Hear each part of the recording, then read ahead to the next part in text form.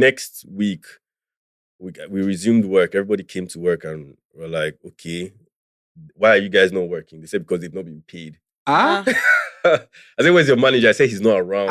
Hey, God. I said, that's when I dipped. It was at that moment. I said, we knew.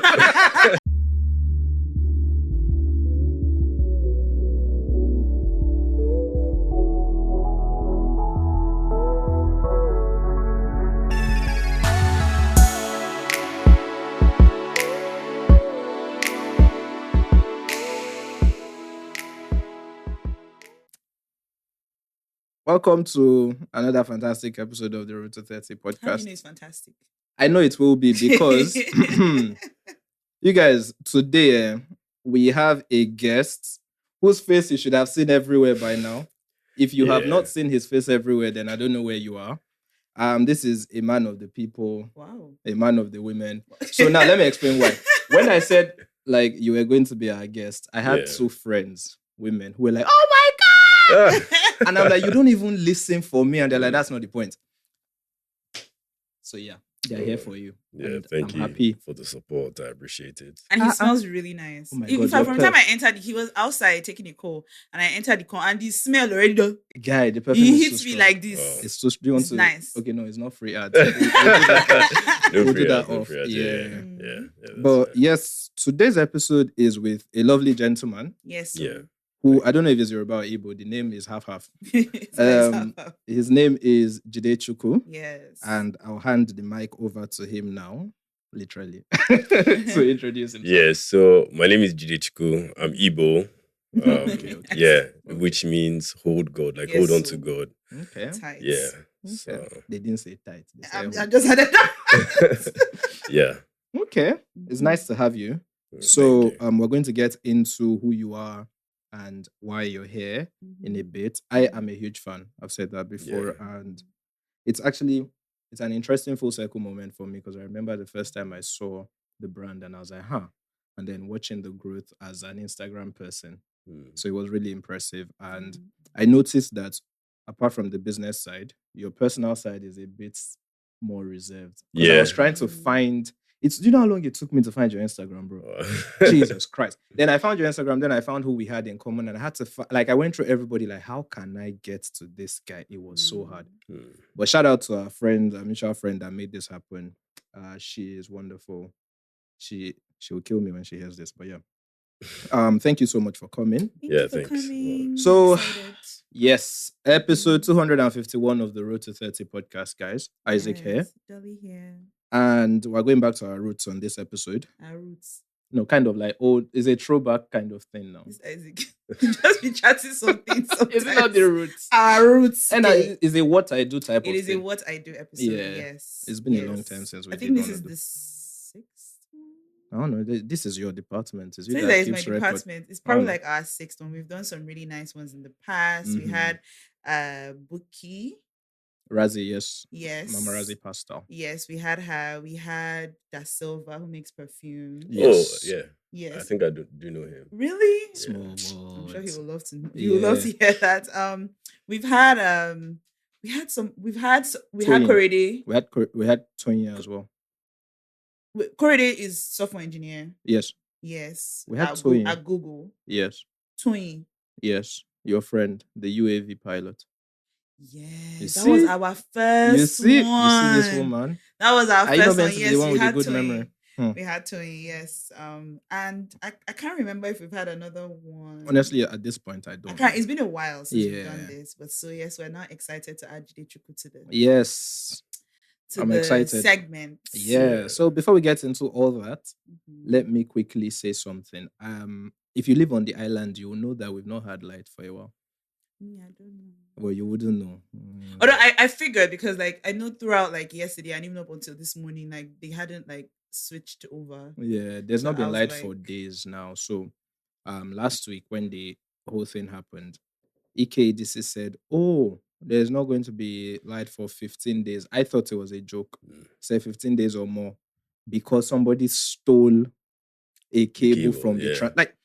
Okay, I heard something about that. They said somebody stole cable Cables. from a transmission station. So my little experience with NEPA, that must have been a mad situation to go through because it's a transmission station. People are there. So who stole it?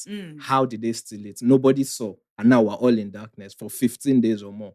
It's crazy that they don't they have like cameras there My and stuff? sister, it's Nigeria. Anything you see, you take it like that, man. So Had to be an inside thing. of course. Yeah. Of course. Of Yeah. course. And I really wonder if someone is actually going to go down for that. Doubt it. Didn't you see what happened with the let's not even go into that. But yeah, So it's like an island thing. yeah, Lekki and its environs, as they say. So there's no light. Unfortunately for us, my estate gen has spoiled. Chai! I was complaining. I was like, I can't believe I'm living in Lekki and having to go through this. I pay service charge and I don't have light. Don't have water. Yeah. So after 2 days of battling our estate gen, they said, let's go and rent another gen. Therefore, we rented another gen and lo and behold, the spot. I could not believe it. As in, I lost it. I lost my mind. They brought this gen, did all the karamo, brought the crane. Everything. I'm sure it was like a nice, They plugged it in. It came on and it just went off. You know when a gen goes off that you know there's a problem? Like it doesn't just go off small. It's I fell to my knees, man. And there was no light. There was no water. Wow. Eventually, they fixed it around about 2 a.m. The gen came on. I had to now start. I'm fetching water in buckets in my own house. I can't believe it, man. It's been such a stressful week. Sorry about that, man. Thank you. I appreciate you guys. But yeah, I just wanted to get But that. there's light now, Abby. When I left home, no, there was no light. No, there was no light. They are currently fixing the gen. Yeah. You know how I know there's no hope? Because when I was driving out, I saw like 15 guys around the gen. I was like, yeah. The number of people around the gen will make you know this stuff is definitely not working. It's definitely not working. Because why does it take 15 people to exactly? And you know, it's not even like they're actively working. Everybody's just resting on something. Oh yeah. You know, I was like, shit, man. I'm done. It's so funny. Yeah. But oh wow. Hopefully by midnight they will sort it out because I have like 5 buckets of water at home. When that goes, I don't know what I'm going to do. How have you been charging like your devices and stuff? Good question. Power bank. I get when I came in, I plugged everything.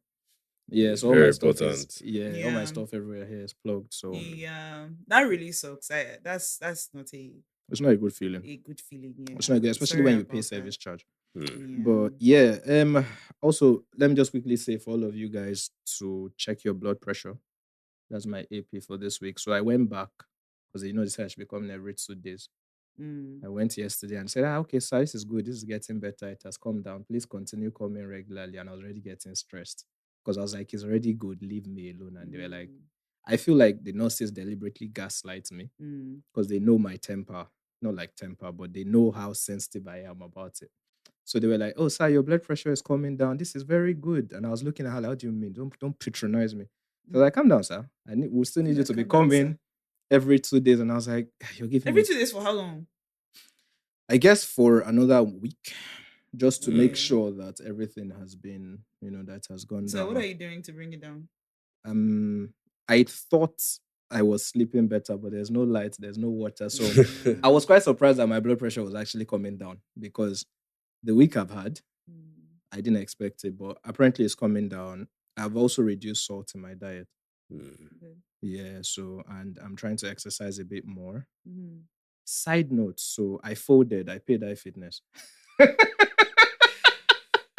I paid for 3 months at the old price. How I paid was okay, that makes sense. So what happened was this week, these guys, Okomo, one of the companies I hold their stock, they paid. Do you invest? Oh yeah, from time to time I do. Okay, good. So this company I invested in, they gave us dividends. So this year they've given us like 10 naira dividends. So I calculated it and it was enough for me to pay for iFitness for 2 months. So maybe I went and took a loan from my parents at no interest. And then I added it to it and then I paid for that. And while I was there, I became that guy. As soon as I was paying, I was suggesting things they needed to change. Yeah. I was like, I cannot pay and have to deal with this, deal with that. And they were like, sir, we understand. But I knew they couldn't change anything, but I just needed to voice to feel like the money you are paying. I understand. telling I me that, understand. oh, don't worry, sir, we just debit it. Of course you will debit it. As it is. But yeah. Yeah, so that's Okay. a bit about my Your week. week. Okay. How's yours? Oh man. I mean, mine was pretty decent actually. Okay. Since we opened our new store, we've been trying to hire. Congratulations. Thank you, Congratulations That's on thank you that. so amazing. That is much. Thank amazing. you. Mhm. We've been trying to hire people, so Okay.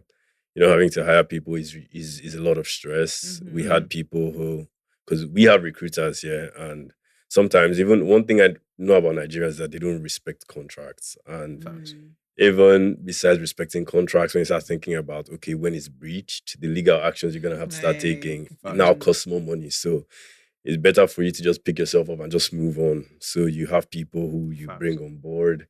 And I think the last lady who just left just stayed like 2 weeks. And then she left. And she just left. So she just woke up one morning and said, you know what? I'm not going She's back. done. Yeah, I'm not coming back. And Did she then say anything? yeah, she did She leave said, she left a message for me, Yeah. but I mean I didn't Yeah, I respond to mean, that. yeah. So yeah, having to find people, is really, really difficult. And even though when you do find people, something always comes up. Oh, sure. I have the cleaning one of the cleaning ladies, she came up to me and just said she's no longer working because she's going to learn how to do makeup. And I Wow. get you have to hustle. Yeah. And I respect that. I never hold anything against them. Jiggers, I just pray for them and be like, I just hope wherever you're going to is the best for you. Wish them the best. But from a business standpoint, Yeah. it really hurts you. So Oh, yeah. you have to grow tough skin when it comes to doing that. Yeah, for sure. So yeah. So that was pretty much it, Okay. Interesting. Entrepreneurial life. It's not Yeah. easy. At all, oh. But I At wish all, you all the oh. best in finding like Yeah. good people, because to be fair, having like good staff it's underrated. it's Yeah. yes, very valuable. Very valuable. Yeah. My week was okay. It was fine. I was working on something that I don't want to talk about yet. Oh, But okay. I was working on it for a minute. I've been working on like the whole The situation for like nitty-gritties. yes, for like a couple of, maybe about a month. And so I always pride myself, oh, okay, I know how to write, I be blah blah. And there was one thing I needed to write, like I needed to come up with like a story, and I did it. I did it. It came out okay. So I was like, okay, when it comes to like writing about myself, like that should be a breeze. Ah. I can do that easy. And then I was up like, I would say between like 2 a.m., 4 a.m. and I just was looking Nothing. at nothing. Anything that came up, I will go remove, delete, redo again. At some point, I just said, okay, I mean, I need to sleep. Yeah. I need to sleep. So I slept. I woke up the next day. I continued again. I said, okay, maybe it's this room. Of course. Maybe it's this room. Yeah. So I came out. I said, let me drive to like our field in the estate. I went. I parked the car. I stayed there. Okay, let's start. I was with my phone. I started. I was going. I was like, what is this? I deleted. I started another one on another page. I said, nah, it's not good. Came back It's to the not first coming. one. Continued that one. I said, and then I started a third one. And I was there for like 4 hours. Nothing. I mean, I was making progress, but it was just not. It was still not getting to where I wanted it to be. Management was telling me, just don't overthink it. You're overthinking it too much. And I was like, I'm trying not to, but it was just hard. And so anyway, eventually I just went back to my room. I looked at it again. I just made some changes here and there. I said, I beg. It's okay. I don't have done enough. I don't try. Facts. I don't try. Facts. I hear that. And I just let it go. So I'm happy that I was able to at least put that all together. I've been having a lot of anxiety about everything, but I'm working through my anxiety. I just keep on saying it's okay. I'll be praying like every second I go, please just help me. Like, how nervous I am, but I feel like God is just like, you just have to be courageous. So this life, you can't have to be courageous. You can't allow time to pass. And if there's anything I've learned this week, is it really like time is not promised. True. I was talking to my friend Akuna yesterday, and when I was talking to her, at one point, like I was looking at her, and I smiled for a bit. She was talking about something else, but I smiled, and I was later told her that I was just looking at you. I was just like, dang, like look at my friend, like she's a whole woman, like out here. And I was saying that it's funny because our birthdays are in November, and so I was like, we're about to be 29, and I remember, like I saw that I saw an image, like a flashback in my head of when I first met her. So we had already been friends before we actually physically met. Okay. So when I first physically met her, we were both like 17 years old. I told her, I remember seeing you with like your afro, and like I'm just seeing like how young you were in my mind, and now like. So I was just like, and I've been saying this, like, you don't know, you can't just be, if you waste too much time, you will wake up one day and you see that you're 40 and you're like, where did the time go? You know, and you can't keep on living in the where did the time go? You just have to take hold of today because it's going like this. Yeah, it is. So yes, so I'm trying with that. And yeah, it's November. My brother's birthday is tomorrow. Oh, nice. Happy birthday to him. Thank you. His birthday is tomorrow. My birthday is on the 21st. I'm excited. I think it's scary, you know. I know what you mean. It's scary, but it's okay. It's good. You know what recently brought that awareness to me? Oh, by the way, now there's now space for American visa interviews. So what do you mean there's now? Oh, okay. Like people now, apparently they switched their software now, so there's now space. So I was filling out a form, and they got to the age part, and I realized I had to press this thing 3 times. Oh, right. So like I had to first of all go back from 2010 to, I was like, no, go back. And I was like, why did I have to go back? Have I gotten there in life? I'm going back 3 times to find my your age. Yeah, that is insane. But yeah, it just brought a different level of awareness to the whole thing, because it's like, damn, you know, you're not getting any younger at all. Country is not getting any better. I mean, for God's sake, I'm now in a place where people are telling me to check my pressure. Like, it's mad. Yeah, it's mad. It's mad. Cool. But yeah, before we go further, guys, thank you to all of you who subscribe. Keep subscribing. To the YouTube channel. It turns out a lot of people don't even know what we look like. Oh, I got a call. So? Yeah, I got a call this week. And the person goes, "Oh, Mr. Isaac." I'm like, first of all, what? It's like, I didn't know it was you. And I'm like, what do you mean? It's like, I just saw the YouTube of Road to 30 and it is you. And I'm like, yes. I've been listening for years. I didn't know. Who called? It's a long story. I can't say on record. Oh, okay. But yeah. And I'm just there like, interesting. I didn't know you listened, but wow. Thank you. Shout out to you. And that's amazing. If he's listening, shout out to him again. But the thing is, it just puts into perspective the number of people who don't know what we look like and listen. So you guys should please go and subscribe to the YouTube channel, Road to 30 on YouTube. And when you're done subscribing there, subscribe to Isaac Kanye on YouTube as well. That would really help. And one last thing I do want to say. Florence dropped this Symphony of Lungs album. She did like a live version at the BBC Apollo, I think. Though I've not heard music that beautiful in my life. Oh my God. And then shout out to Spotify for this lyrics thing. At 1 a.m. in my house, without light, I was belting a cappella. I'm sure my neighbors were sick of me. I didn't care. But I was like, I need to feel better about this stuff. And so like the lyrics were there, and it was obviously an old album, but like a live version with like the symphony and the orchestra. I was like, this is what I need. This is literally what I need. So shout out to any Florence on the Machine fans out there.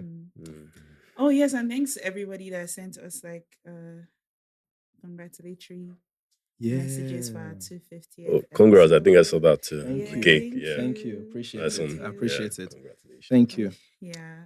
So thank you so much, everybody. We're very grateful. Yeah. Yes. So should I go ahead and look at our messages? Yes, please. Okay. Also, guys, a disclaimer. Last week I did not mean BBL. I have to say this. I meant lipo, not BBL. Sorry about that. Yeah. But yeah. BBL is a wild thing to say, man. Very wild. When I listened, I was like, nah, man. Nah, I didn't mean that, please. Oh my goodness. Okay, so Isaac, we are going to try to get to all the ones that are here. But we want to get to our conversation with Yes. Jide quick. So if we'll try, Sha. Okay. If we don't, we'll get to the next ones next week. So let me please, put a we'll timer. also like to get your opinion on some of the things that some of our listeners have sent us. They're very troublesome people.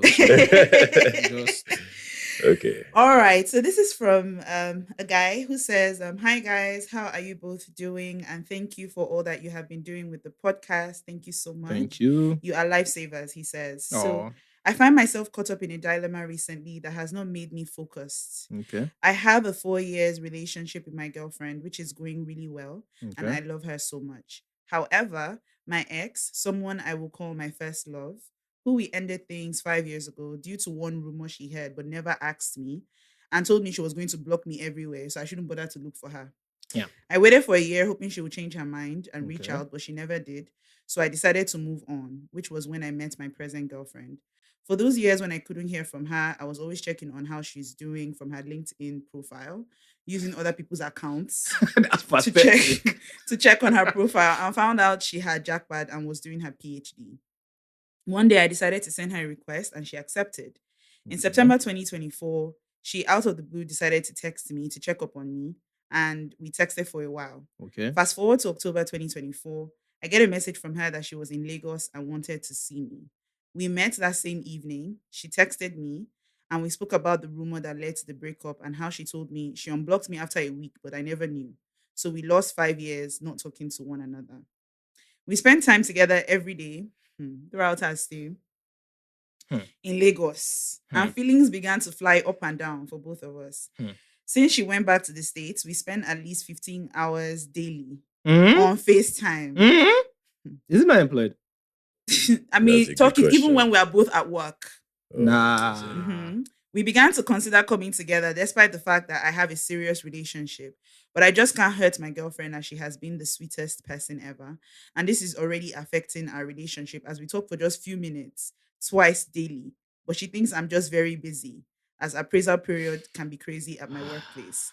My first love is willing to assist me with my MBA application to a school in the US, as that will bring me and her closer to make up for the 5 years we didn't communicate. Now I'm caught up in making a decision on either staying with my girlfriend and breaking my first love's heart, as she has committed to being with me, or I go with my first love and have the great relationship we should have had together, while breaking the heart and hurting my girlfriend who doesn't deserve experiencing that. Please, I need advice on what decision to make, as I have told my first love to give me till December to decide on who I'm going with. But my girlfriend doesn't know there's even any decision to be made concerning our relationship. Sorry, it's a long read and it's also rushed. Just trying to drop this before my girlfriend catches me sending something to the podcast, and hopefully she doesn't decode when she listens to the episode this will come up on. I wish like my eyes could like roll all the way back to the back of my head. First of all, you need to stop referring to this person as your first love. Yeah. He said, secondly, you effing idiot. That's what he said. It's not me. He said it. He said you're already cheating, and that the attention you are giving to this person who you call your first love is what you're supposed to be giving to your girlfriend. And he says you're an effing idiot again. Just wanted to... I think I wholeheartedly agree. Like, first of all, a man wrote into a podcast referring to her as his first love. Yeah. Are you serious? He didn't even say, oh, this girl I used to like, my first love. Not once, not twice, not 3 times, but thousands. Yeah. It's too much. I personally, I think that you... Okay, I don't want to really insult you, but I think you've let your girlfriend go. I don't think she deserves whatever this is, because if you're talking to somebody 15 hours a day, what's that thing women say? Emotional cheating. You've already checked out. You just need validation to check out. So leave the girl alone, man. She doesn't deserve this. That's crazy. 4 years. Also, why are you going back to somebody that blocked you and didn't have the decency to tell you they had unblocked you? Do you have low self-esteem? And even to say why, like, you guys broke up. Yeah, like, do you have low self-esteem? What's the issue here? What do you mean my first love, my first? She blocked you. You had to be using someone else's profile on LinkedIn to check. And now she's conveniently in the country looking for how to pass time talking to you. And now she has gone back now, but when she was in the country, she was convenient. Come on, man. Oh, God. Yeah, Louis said you're pathetic. That's possible. He said, for all you know, this your first love is already married in the States and she's just using you to pass time. The thing is, my final advice on this is let your girlfriend go. She doesn't deserve all this crap. What do you think? You're absolutely right, actually. The second his current girlfriend became an option, then that was just it, man. He should just let her go. Yeah. Having that time that you're using to say, oh, you want to save her the stress of the emotional, just she's gonna heal. Yeah. But yeah. Yeah. I like it's okay. I would say it's very clear that you probably never got closure, like, or never let this whole situation go in the past. Because like you said, even before you guys even started talking again, you were still checking up on her. Because I'm sure over that time that you were checking up on her, like you were already dating, right? You were still checking up on her. You were still sending her a request. It's clear that you still wanted, or I don't know if it was that you wanted something to close, maybe close the whole thing off, or if you were still, it's clear that you were still hung up on your previous relationship. And it would have even been great to have not gotten into a new situation, knowing that like you were still having those feelings. But I would just say that it's true. What Louis said is right. You are already cheating. You're already having an affair. The fact that you're spending 15 hours of your day. I mean, you're writing every day. He's writing in hoping she doesn't clock that we're talking right, about. Like come on, that man. is a lot. I mean, you're already putting the babe through like a very difficult experience. And it's really, really sad. And sometimes you might I get that you were in love with this person before your first relationship, but time has passed, just so you know. I don't know, whatever you think, if you think that you guys are just going to continue from where you stopped, you are mistaken, because you guys are two different people now. Yeah. Things are going to be very different. True. Even if you move to the US, like you said, it's still like it's different terrain, different everything. Like you guys are not the same people. And you might think that, oh, this is like, we lost the love and now no, it's not going to be like that. It's not going to be the fairy tale that you're thinking is going to be. And I do agree with Isaac that it's probably best to let this current relationship go, because I don't know. I just feel like she's in a very, you have put her in a very difficult situation. And it's just better to just let her go, let her heal, and let her find somebody who will give her all the attention she needs. Because the truth is, even during the time that before you started talking to your ex, it's clear that your attention was really like elsewhere. It wasn't really fully with her.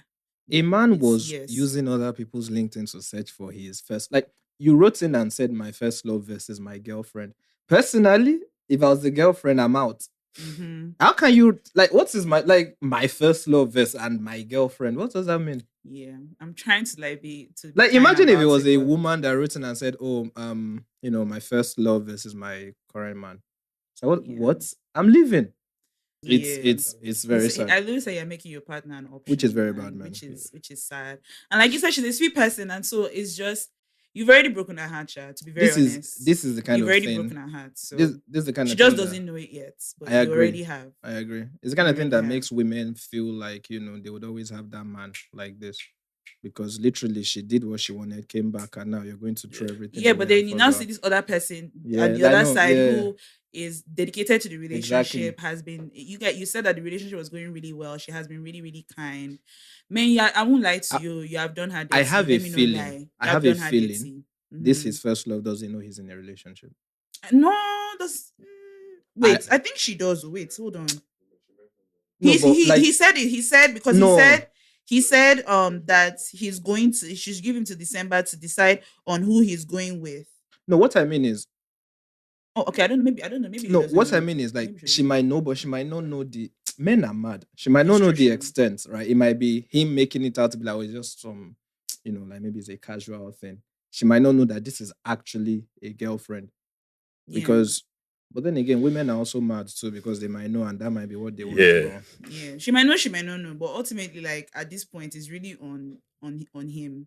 Okay. So it's really on him. It's really on you. Yeah. And yeah, it's unfortunate. I don't judge you, Sha. Nobody's perfect, but I judge. Nobody's perfect, but this is a really hurtful thing that you are doing, and yeah. And please, if you are breaking up, just tell the girl the truth. Don't lie to her. Yeah, there's that. Be man enough. if you are going to make this kind of decision, be man enough to do the right thing from here on out. So that's just what I'll say. Fair. Okay. Yeah. Okay. Yeah. Sorry, it's me. It's you. Let me go to the next one. All right. So the next person goes. There's a woman. She says, "Hey, darlings. Hi. I feel I'm blushing."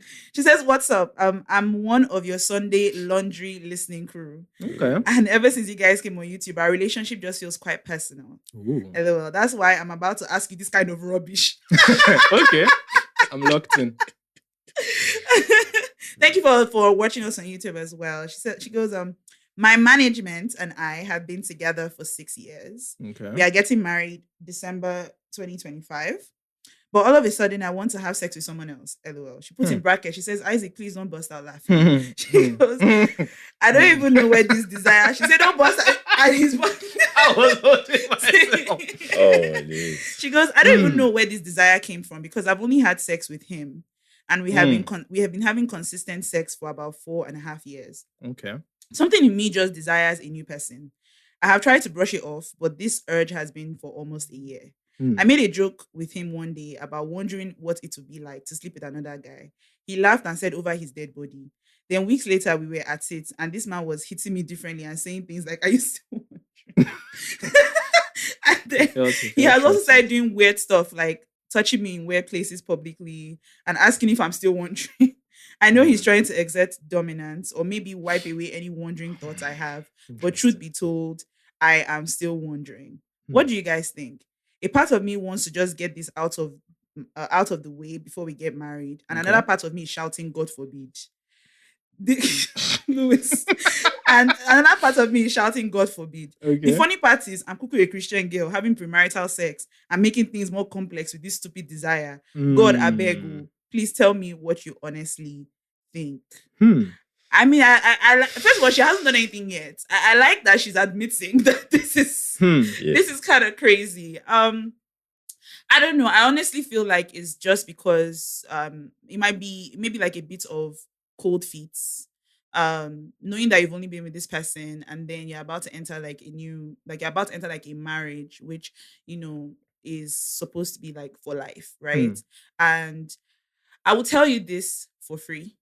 If you are in a great relationship and great marriage, I promise you that there is nothing that you're looking for outside. I promise you, whatever you think it is that you are going to get, it's not worth it. It isn't. I can't say that you might not get like great sex, because, you know, you can say, oh, you go out and then you have sex and sex not be trash. It might actually be great. But like, for what and for why? You found a person who you are looking to spend your life with. And you want to let that go because of a desire. I appreciate that, like, you haven't actually gone through with your thoughts. I appreciate that you have actually been keeping it, like, you know, you've been, but I promise you there is not anything that you're looking for that is crazy outside. You know me, I'm always of the opinion that sex is overrated. Like, as long as you're with, I feel like we give it too much power than it really is. Like, as long as you're with somebody who you are having like a good sexual relationship with and you guys are together and going to, you know, you guys are planning on getting married, I think that it's not worth I personally think that it's not worth it. So I don't think that you should give into it. You just have to decide if you want to be married to this person. What's the thing we always say? Consider the costs. Yeah. There is a cost. So if you know that you want to be with this person for life, and you want to marry this person, then just let that feeling go, my sweetheart. I promise you, even when you marry, there's always going to be those times for both men and women where, like, you might feel like you want to, you know, those feelings come. Yeah. They come. You're not firewood. Do you understand what I'm saying? Yeah. It happens. But it's just one of those things that you have to let it go. Commitment over everything. You know, my darling. So please, don't give into it. If you're still doing it, just break up with your partner. That's the alternative. I hear you, but before you let me hear your stance. Yeah, so firstly, I think that the man who is doing that at her office is very disrespectful, in my opinion, because no, it's her boyfriend. It's her boyfriend. Her boy? Oh, the one that is in her office. Yeah. No, it's her boyfriend that is touching her. Like, it's her boyfriend. Yeah, it's her partner. Like, he knows that she's wondering, so he's trying to do all He's trying kinds to of do- things. Oh, okay, to okay, make okay, it- okay. To yeah, make Yeah. to make her like, not what Wonder. to wonder so much. He's trying to try different things. Yeah. oh Mm. yeah, it's not worth it. It's not worth it. Mhm. It's not. It really isn't. You know, Of course, Isaac. I'm going to be very real. I will take a different stance. Okay. Right? She's going to get married next year. Right? And she's feeling this way now. You're right. It could be this whole cold faith thing of, oh my God, there's one person for the rest of my life. But I'm going to be very honest. This is a very valid feeling. Right? And I think if you feel this way now, I think it could get worse when you do get married. Right? So I'm going to take a different stance. And you don't have to do this, but what I would advise is, what kind of person are you? Are you the kind of person who has a conscience? Right? In the sense of, I think we've spoken about this before. There are some times that, for instance, if you do something bad, let's say I cheat, right? My conscience will start to hold me. And then because of my conscience, I'll now go and tell my partner. And now it's now our problem, right? Mhm. If you're the kind of person who has a conscience, don't do it. However, Isaac. listen, this is my honest advice, because I think if you already feel this way now, if you don't have a conscience, hear me out, please. And you know, right, that you don't have a conscience, right? I think the next step is to then check the person that you want to sleep with. Is this somebody that your partner might find out? Or is it somebody like that you would do once and never go back to again? If that is the case, listen, honestly, my take is this, right? Do it and clear it and let your partner never know and hold it with you till you die. Because, wait. I agree with your advice, but I'm just giving a different opinion, honestly. Because I think, yes, it might not be worth it only if you get caught. Let's double back. Let me give an example. No, real talk. I think that's a relationship on a lie. It's not about starting it on a lie. It's like, see, I'll In give you marriage, wait, on a Dorako, lie. I did not interrupt you. Sorry, for this. oh God, sorry. So let's look at it this way. If I'm a closeted racist and I work with black people and there is no evidence that I'm racist, what's the cost of that? Nothing really. It becomes a problem when my actions start to align with that, doesn't it? So if you look at it this way, if you were to cheat and know that this is a one-time thing, my conscience can hold it, my partner will never find out, this is some guy in a town in Alaska or whatever, I'm getting married December 2025. Do it, close your eyes, forget about it. Know that you've satisfied that urge. The reason I'm saying this is because, again, if you feel this way now, what you don't want is to feel this way and it starts growing 5 years into the marriage and now you have to divorce because you're having an affair. So my honest advice, I'll keep it real, because I think people are not honest enough about this kind of feeling, right? This is what leads people to affairs. The simple fact that they just cannot hack the fact that they're going to be with one person for life. Yeah, See, but Isaac, then just don't get married. Like, No. this is the thing. This is something. Isaac, listen. you can You still saying get that married. you saying that it's a valid feeling Yes. is right, and that's why I said that feeling how she feels is legit. Yes. But you say it like, oh, just go have an affair. First of all, you're saying have an affair because it's an affair. No. It's an affair. Oh. No, see, Whether, when you start wait, putting labels, but it gets complicated. No, but that is what it What is. I'm Let's call saying- it what it is. Okay, fine. See. You say, okay, so she goes and have an affair. Fine. Let's Okay. even just say that he doesn't know about it. You forget that this is not something that might just go away. No, listen. Years down the line. So let's do it like this. Wait. Now imagine years down the line, they're outside And where she somewhere, sees him. and then she sees him, No, or that's why- him and the husband become friends. Listen, Dorako, or something. I used the waterfall to explain this. If And even that analogy you is- gave, I'm sorry, about being racist, it's not the same thing. Because, like, one, again, it's still an Actions. action that, yes, but yeah, but you're that's still what I'm saying carrying now. out No, the I action. can carry a bias, but if my actions don't show it, it's fine. It's Yeah, just but like how you're most people deep down might just be misogynist, but if they act and don't show that part, they're fine. But you're carrying out the action, though. No, you're carrying the out the action is of where having an affair. What I'm saying is, do it and close that chapter and forget about That it. chapter This might is not be see. closed, though. The way I get it's what you're done. saying. What if she it likes might not it? be. If Right. she What likes happens? it, Right. then at that point you can now break up. See, listen, Dorako. This is why you go to places and they say taste. Do a taster Nah. before you buy. Then just don't get No. married. Because like See, what you're saying No, is man. this. I hear Let me you. tell you this. Like I said before, right?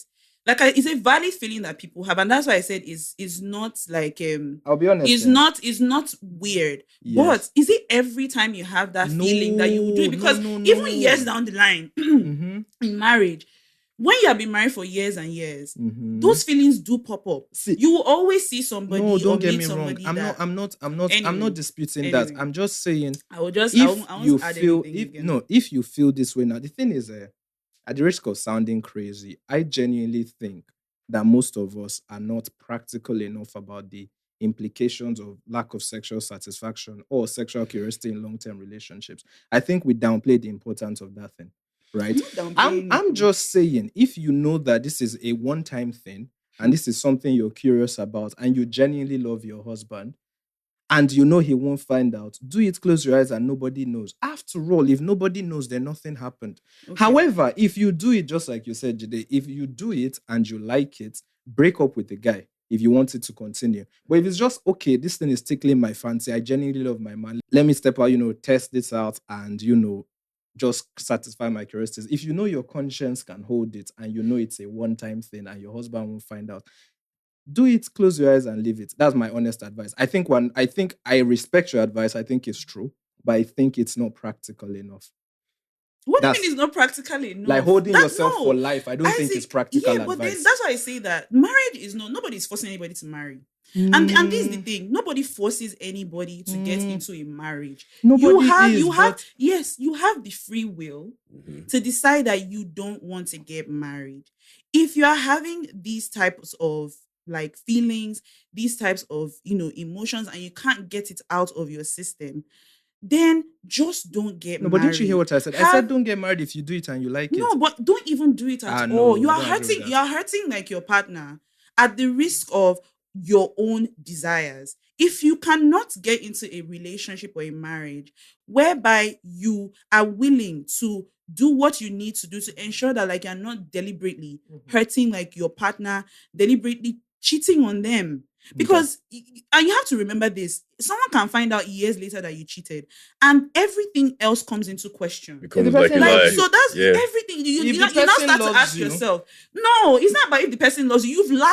You've lied to this person and you've lied for years. It's a lie by omission. And you're expecting, it's not a lie by omission. You deliberately made, it's a premeditated act. Yes. You made a decision to go and cheat on your partner. It was a one-time thing. If you can't get that and you want to break up, that's fine. Let me ask you, if you find out when you are married, that your partner cheated on you before marriage, like, and you guys are together, you guys are actively together, working on getting married, you'll be fine with that. No, I won't. I'll break up, but that is a consequence of her action. So that's why I say consider the cost. I understand. That's why I'm not saying like she should. Like all I'm saying is first of all, we overestimate this idea of people finding out. If we're being practical, we do. And secondly, it is a one-time thing, right? Like you said, consider the cost and all that stuff. Do it once, hold it on to yourself. If in 10 years your husband finds out, that's something you're going to have to deal with.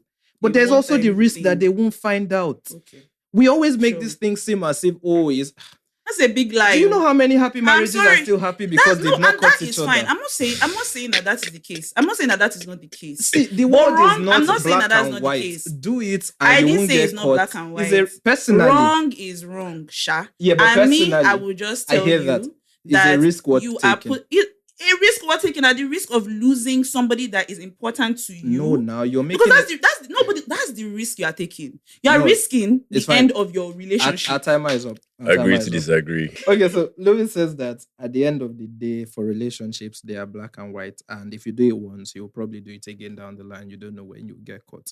All I'm going to say is I think what I'm learning in the world is what you know that hurts you. And a lot of the times, these things we won't know. But yeah, let's move into today's episode. The summary is that he's not actually trying to assert dominance. He's trying to fix an insecurity that he didn't even know he had in the first place because you said, and I think this goes back to something I wanted to also say. I think there's some things, some decisions like this, right? You should keep it with yourself. Decide what you want to do with yourself and live with the consequences with yourself.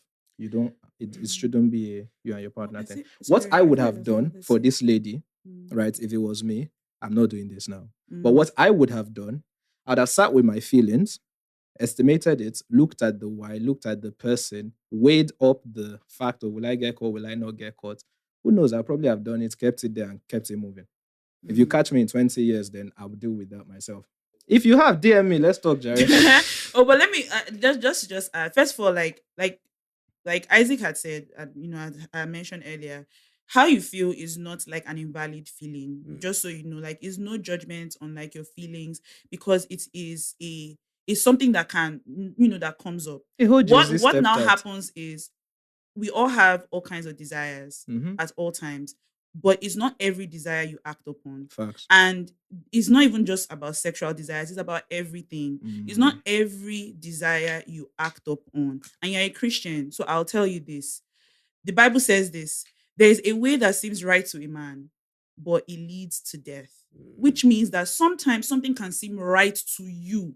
But if you believe as a Christian that what God says in his word is right, you understand, then that means that even when those desires creep up, you just have to take it to him in prayer and be like, God, this is how I feel, and I don't want to feel like this. I want to do the right thing.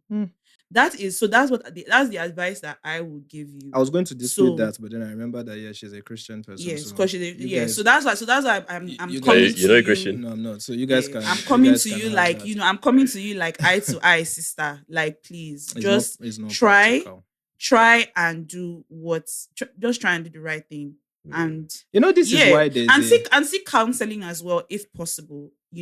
Seek counseling as well. It helps, because like I said, like even when you get married, these desires will not stop, whether for you, whether for your partner. Now reason it. If your partner is having those feelings and those desires, would you want him to act on those feelings and those desires? If you can honestly say yes, then maybe there is something else there that I don't know. But if you know that it's not something that you would appreciate yourself, then just let it go. I have a question, and consider we'll talk about it later. Consider the opposite. I don't know has anybody ever watched Why Did I Get Married? No. There is something that they said in Why Did I Get Married about the 80-20 rule or something. How like in a person that you be with, you can only get like 80% of the stuff that you're looking for, maximum. But then along the way, a 20% comes. And it looks great because you're not getting it from this person. Yeah. And so you go and follow the 20, but then you have pretty much left like the 80, yeah. So just think about that. Look at your relationship. Think about who this person that you're with is to you, what your relationship is to you. If your relationship is just important, something that matters to you. And if it does, the implications of it, because down the line, if you do it and maybe he doesn't find out, and down the line he finds out, there will be more. It was just going to be more than him to deal with. You might have kids then, and so many other implications. So you will not just be hurting him. You will not be hurting your children. You might be hurting his family, and you might even hurt your own family, and you might be hurting your own self. So, like I said before, consider the cost, and at the end of the day, all of us, we all have free will. Make the decision that seems right for you. Well, we can leave it there, Sha. I had a question that had thrown us off. But this is why a couple weeks ago I was talking about I want more women to be empowered enough to sleep with younger men. Side chicks have a huge role in society in keeping marriages together. But we would never admit it because we all want to be hypocrites. There are so many side chicks out there that are keeping marriages together because that's the sole source of sexual satisfaction for men. And they do that, or for even women, whatever. They do that, they come back and they love. I think we're never actually honest or practical enough about these things. But let's talk about what we want to talk about today. Thank you for coming. This is how wild our podcast can get. Yeah, I can imagine. So, Garms. Yeah, Garm. Yes, yeah. Garms. How do we get no there? S? No M's. No S. No S, just Garm. Yeah, Island, Garm Island. Yeah, my head is always like, I thought it was from Garm. Is it from Garments? Yeah, it's from Garments, actually. Yeah. So, when did you begin? 2020, actually. COVID. 2020. Yeah, it was like pre-COVID, entering COVID, yeah. Had you always had an interest in going this route, like in fashion generally? To be fair, no, actually. Ooh, so how do you get there? I'm not even the most fashionable myself. How did I get there? So I guess I learned via what they call osmosis. My Okay. grandma had a shop somewhere in the market in Yaba. Then after a while, I know my mom started selling clothes. She sold clothes for a long time. So I travel with her to buy clothes, Turkey. She would buy from UK. Seeing all of that, it didn't really pick my interest, to be fair. Yeah. Up until sometime I was going back to school. I was meant to go back to uni, and my aunt gave me this. She gave me about 30K as a birthday present, Ooh. and I wanted to use it as pocket money for school. Sorry, what university did you go to? Well, I went to Covenant. Okay, Wait, sorry. Covenant. Do you do drugs? No, I don't. Okay. I saw everybody that went to Covenant does drugs. We'll continue. Well, they didn't have the leisure to do so. It's just that curiosity. Yeah, I said that's this why I always I used to said say this that, thing. yeah. It's It's just that So curiosity. that you do drugs. Even if you did drugs, will you admit it on camera? Will you say it Well, right true, here? Sha. Exactly. I wouldn't even be saying it on camera. As True, in- Yeah, so I went to Covenant, and so while I was going back to school, she gave me some money for my birthday, and I was gonna use everything just to go to school and spend money. 30K then was a big thing. That was like 2020.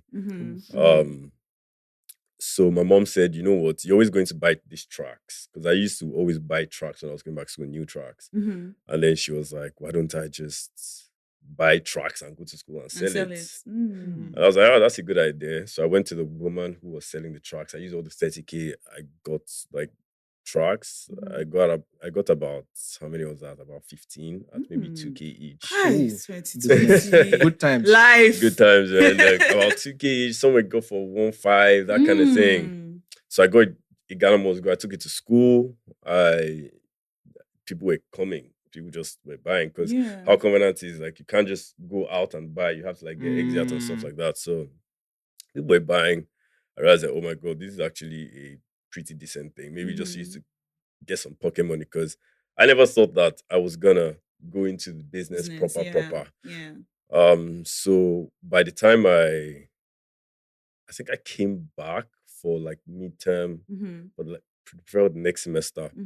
So when I was preparing for the next semester, I got like all the money I made from the first batch of selling, that initial seed capital. I used everything, and I bought this time 2 Ghana must goes, and I added some t-shirts. And COVID hit. So we couldn't go back to school. And I was like, what is going to happen to all of this? I just want to go back to school and graduate and just get my money out of all of this. And I told because my friend, I have a friend who does a similar business to the Zedek. I don't know if Yeah, you've no, seen I know him, yeah. Exactly. So I told him, yo, what's up? I have a bunch of clothes and I'm trying to sell them. And he says, you know what, he's gonna he can buy everything off from me. And I'm like, okay, that's fine. I think I'll do that. Yeah.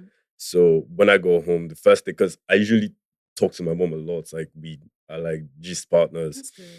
So I told her about it, and she was like, I should even try it. Like, whatever you want to do, find a way to sell everything, like, because like, I'm a Christian, own, and she's a big Christian as well. So she said that when God gives you a talent, you just take that and multiply it. Don't bury it. Don't bury it, or don't Facts. just give it to someone else. Do you get what I mean? So I went and I was like, you know what? I think I'm just gonna try and open an Instagram account. So I opened an Instagram account. I was brainstorming on the name with my friend, and Garm Island. It was just like maybe from garments, like items you're selling, and that was it. So I did open the Instagram account. Obviously, nobody's gonna be DMing you. Yes. I posted. The only patronage you're gonna getting is from like family members, Right.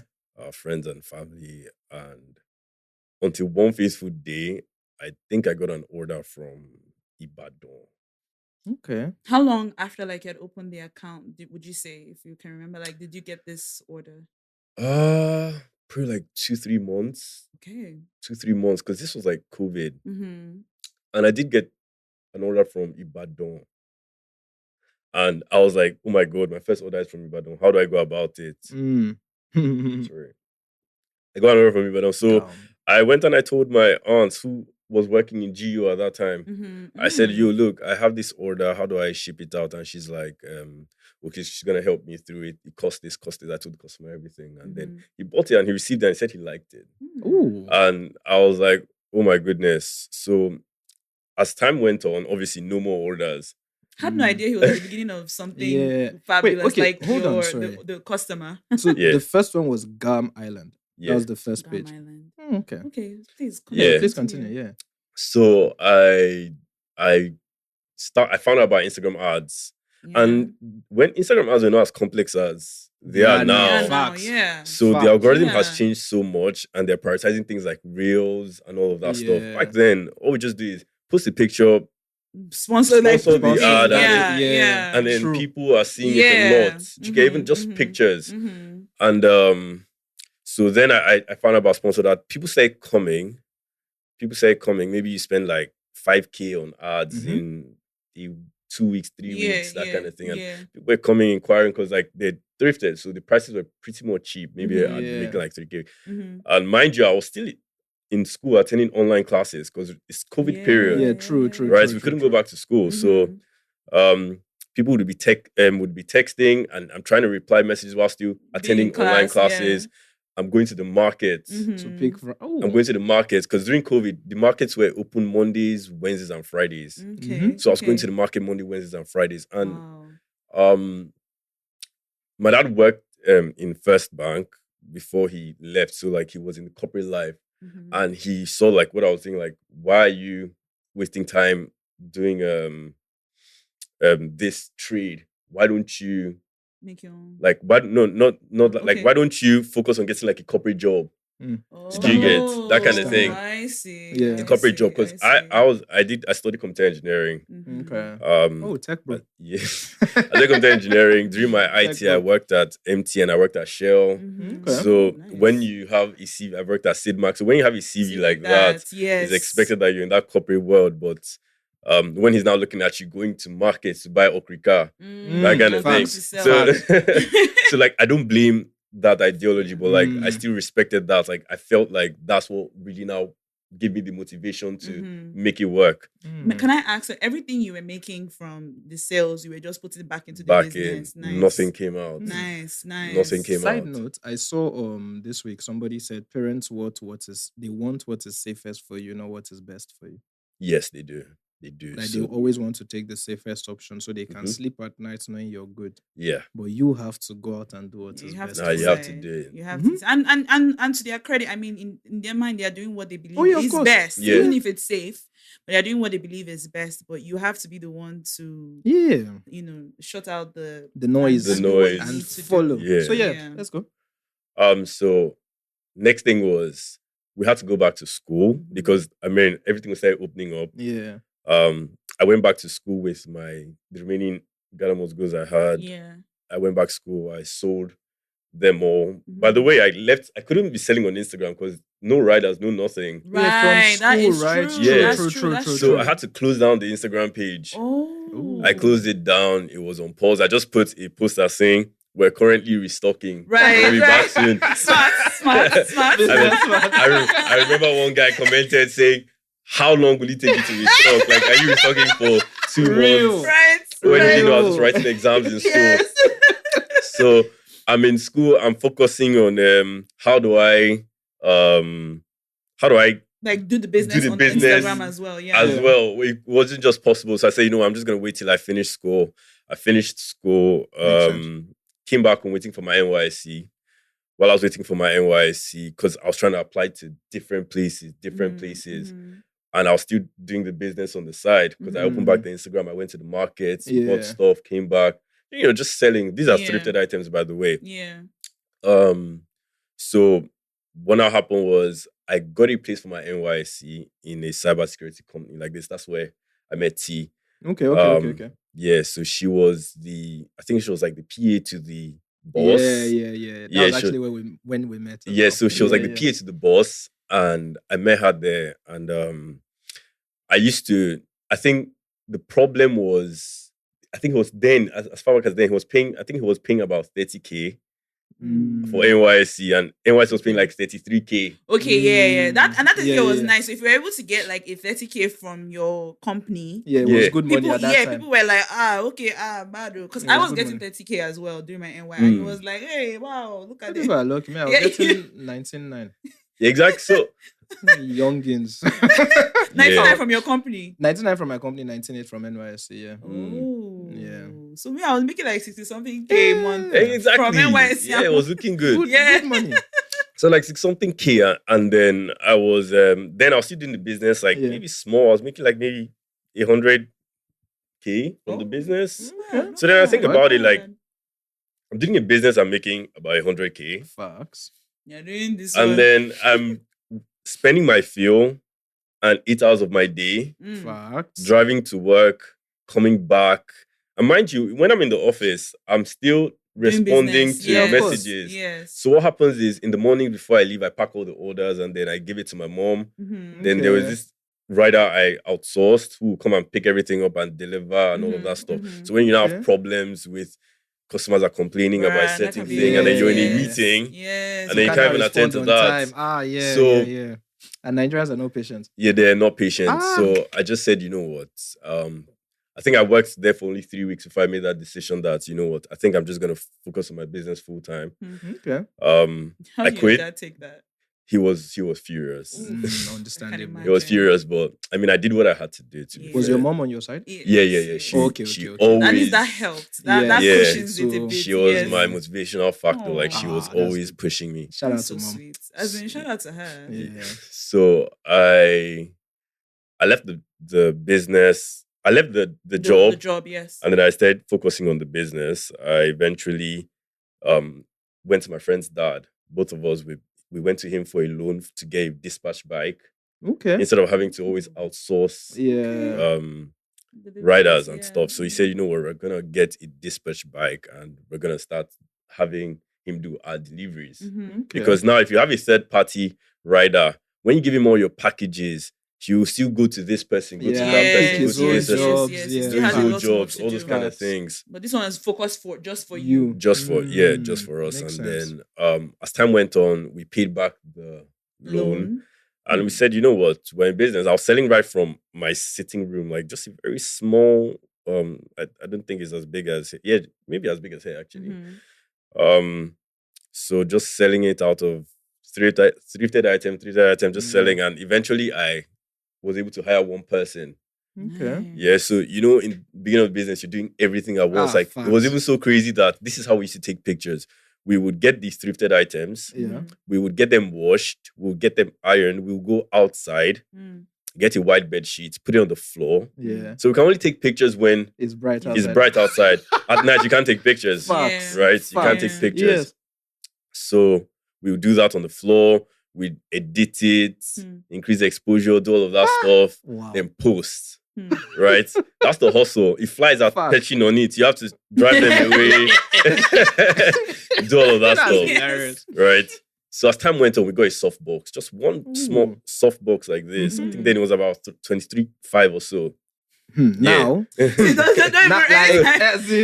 these prices are called, I'm just like. So there was a country. So we got a soft box, and that meant that we could finally snap indoors, right? And we could only snap when there was light. Still, so that was it. And I had the first person. Obviously, I was doing everything from going to the GIG, packing it, ironing it, washing it, caring. Driving. Sorry, was this just like to the market? Yeah, like to everything that you were doing, like all like, you know, when you're going to take them to GIG, you're going to the market, were you like were you mobile? Let me put it that way. But I used to go to the market. I wasn't mobile. I used to use bus. So I still remember the routes.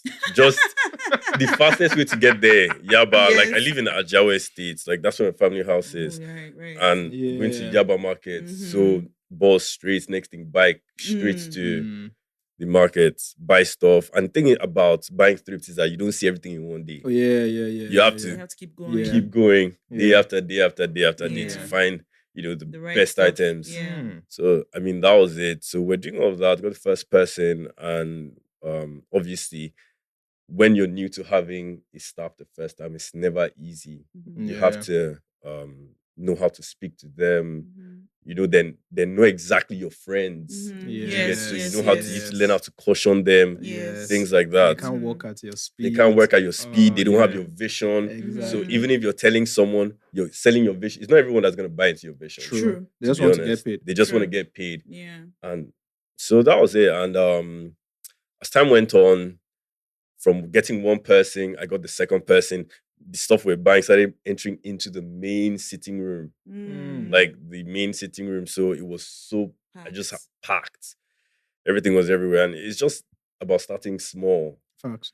You get so from there we got the next person who was going to be managing logistics. So he'll be going to GIG, while the other girl just stays online. And very funny story. One day I came back and I was in the market and I was getting so many messages on my phone.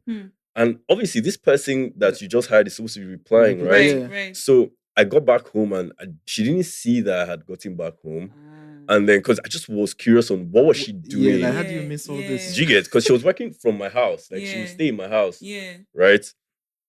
And when I got back, I just saw her dancing to TikTok. Oh. And like, she was making TikTok videos. On your own dime. On your own dime. With the office phone. Wow. Oh, no. Everything. And I was just, it was so crazy. So she's seen the messages coming and she That's not just, priority. yeah, that's not priority. She's busting moves. And I'm just like, oh my goodness. And I just stay shouting, and the next thing you know, she just right in front of me, she just starts crying. Oh, and I don't even know what to say. Like, I'm just confused. So that it was crazy. But I mean, you learn all these things as time goes on. So we decided to get our first office, my friend and I. Okay. Like, Zedek. Yeah. So we put money together. We went out, got our first office, and we actually went somewhere in our estate. Yeah. And we met this elderly lady who had the house. She was relocating to Canada. To the UK. Oh, the UK. Yeah, to the UK. She had it quick.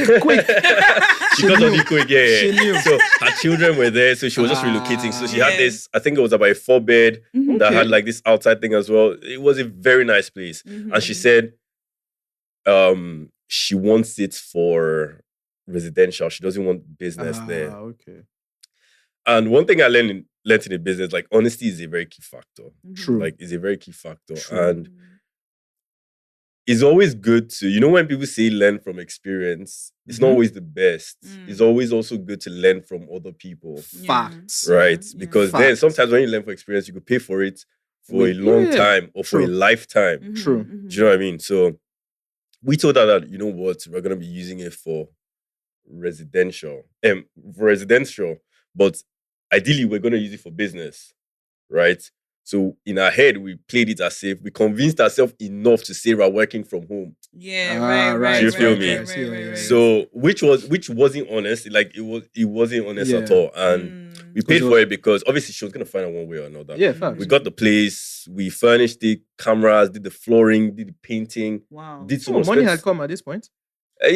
Some money from 2 the people, business. right? Okay, Some money from okay. No, like, it was actually money from the business, to be fair. Yeah, that was the same money from the business. Reinvestment. So now you look at, obviously, because I'm thinking with my friend, there's that symbiotic thing, we're putting money together, so everything we're sharing in half. True. So it's not as crazy as you would think. True.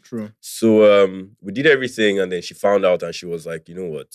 She found out when she was in the UK. She said we should get out. Like, she evicted us instantly. Yeah. With all your investments. Well, she didn't even care at that point. She said she's going to refund us our rent, and we should find a way to, if we're going to move everything, if we're going to take out the floors, take out the cameras, everything, take everything out. Jesus. But she meant business. Yeah, she meant business. And God being God, thank God, we found someone else who was going to take that place almost immediately. As he paid, he refunded us. And when she refunded us, we spoke to the guy. The guy paid for everything. Okay, makes sense. He paid not everything, but say, well, we're gonna make a loss, but it was a loss we're willing to take. It was you were still gonna get something out of it. That's heavy. Mind you, while we were getting evicted, we're looking for another place. So we did find another place, and then that's where we currently are. Okay. On the mainland. It's a bigger place. It's even bigger, you see. Exactly. So sometimes They Some step Even back, when, need to even happen. yeah, forward. exactly. Yes. You know, so that was it. And currently at where we are now, we hired more staff, we have more hands on deck, we have our Mm. bikes, we have our production facility, we just have a lot now started to grow. So Yeah, now you have models. I saw that. I was like, nah, this is growth. This Isaac, the way you did that is like No. That's not even it. I have a different pitch for him. We'll get to that. Yeah. But like seeing, so fun fact, I like when you mentioned that Jawa Estate, right? So when I initially saw you and saw Zedek as well, I noticed that I was in a Jawa Estate. And bear in mind, this time we were new to Nigeria, right? We had only been here like 2 years. And I was like, I asked my parents, like, I want to buy something, no. But the guy is in a Jawa Estate. And my dad was like, so and like since then I was just like maybe like, because once I saw it, I saw like you're doing it, he's doing it. I'm like, who really? Yeah. And it's the same area. I was like, let me just pass. But hearing this side now, it's quite interesting because I'm sure that people would have also felt that way as well. Yeah, so that was one of the prime reasons we opened our store on the island, because we realized that a lot of people, when they hear, Ajawa Estates, exactly, mainland, there are a lot of people who are on the island who only go to the mainland to go to the airport. Facts. Right. And that's it. Facts. Like, then anything about mainland, they're not crossing that bridge. Facts. Imagine when they now do an airport at that Ekpe side. What's going to happen? Like, I said this on the pod. If they give us an airport on the island, that's it. There's nothing taking me to mainland. Yeah, you're never going to see any of them there. You realize that where your market is, no matter what it is, you always have to position yourself in a place to be able to satisfy them. Yeah. That's why we opened up here. So we realized that we're missing out a lot, right? And you think about island is so expensive. How do I start? Just start, man. Where your market is, even if it's gonna mean that you borrow money to go and start it up there, knowing that is where your prime market is, do that. Facts. So we did that, and then we do have a lot of our island customers come in. You know how the island is now. Yeah, true. Oh, I need to go out tonight. True. Nobody's gonna drive to the mainland to buy fits. True. They're just gonna stop by an hour to 30 minutes to 20 minutes to, they come in, pick up what they want, and they leave. Yeah. True. The people who have trusted us from the island, who have been ordering online, kudos to them as well. But then you realize that you still have a lot of people besides that who want to walk in and check it out themselves. Facts. I am people. Facts. I have a question. Yeah. How did you go from just Garm to Garm formal, Garm femme, Garm female? Like how did you Garm Island, Garm formal? What else Garm am I saying? fitness. Garm fitness and Garm and it's ready to wear, yes? Yeah, ready to wear. Like, so you're making like your own. So yes, I do produce and I do retail other brands. Yeah, right. Because for me, what I looked at is that's sensible. Yeah, so for me, what I looked at is starting a brand in Nigeria is good. Yeah. Right, but what is the idea? And you have to also look at the consumer interest and the consumer behavior. In Nigeria, it's very, very hard for a starting off brand to grow organically, except they use influencers and all these kind of things. True. Right? Most Nigerians, we don't, I would even say self-esteem, but like we believe that if it's not from abroad, it's not good enough. Yeah. So you find a way not to patronize ourselves. Facts. Right? Facts. So I looked at that market and I said, you know what? I'm going to start my brand and I'm going to be making my stuff. But how am I going to do that? I started looking at getting things like ASOS, Zara, Boohoo Man. Okay. When you sell those things, right, people know you for selling stuff or selling quality stuff. Like, oh my God, you get from other people. Yeah. That's good. Now, using that incentive, you can use that incentive to push your brand as well. Right. Now, you're selling ASOS, Boohoo Man, Zara, and your stuff. Yeah, so when people now buy your stuff and they see that the quality isn't really different, true. To be fair, I could argue that our stuff would last longer than theirs. Fair, yes. You get, so they're like, okay, you know what? Let me buy more of your stuff. And that is a way to now grow without having to even use influencers. True. That's right? really, really good. True. Like business that. strategy. I love that's it. a really good strategy. Yes. That's a really good strategy. Because what I notice is sometimes when a brand is starting off, a Nigerian brand, because of the kind of market that we are in, clothing brand particularly, when they're doing their own things, it ends up being very expensive, which in Yes. some sense I understand, because I know that it can be easy, and especially with the economy, getting all the materials needed and stuff like that. But I think also because, like you mentioned, because you're now trying to push your own brand. Yeah. But I think when you are able to like do the retail and things like that, people are beginning to know your own stuff, Then it because just you're also pushes. still making money on this end. You are able in some sense, and I don't know, I could be wrong on this, but you tell me, you are able in some sense to also keep like your own products. You're Mhm. able to keep them at a price that is, that will still meet everything that you're trying to do, like everything that comes into what you're making, but to keep not overly, not like crazy much, because you're still making money from like all these different avenues. Mhm. I don't know if I'm wrong on No, that. no, you're correct. So, Mm. and that's the thing about like I would say about Nigerian brands. Like even if you look at the ones that are just starting, like they're selling things a lot more expensive, Yeah. right? Bro. So Yeah, very you have to look expensive. for a way to spread your cost among everything. Yeah, we're selling other brands as well. Even if ours, we won't overinflate the price because we're trying to get to a certain yes, target. yes, So yeah, everything is just yes. spread across evenly. Yes, That makes exactly. sense. People would still argue that our Understood. stuff is like really expensive, Mhm. but I would say that we're more quality driven. Like we're Than- looking to give you guys quality. Quality. That makes sense. Do you get? Yeah, that Mhm, makes sense. mhm. So, from your experience now, like, which of the markets is the best male brand, or like, no, the male market or the female market from your experience with Garm?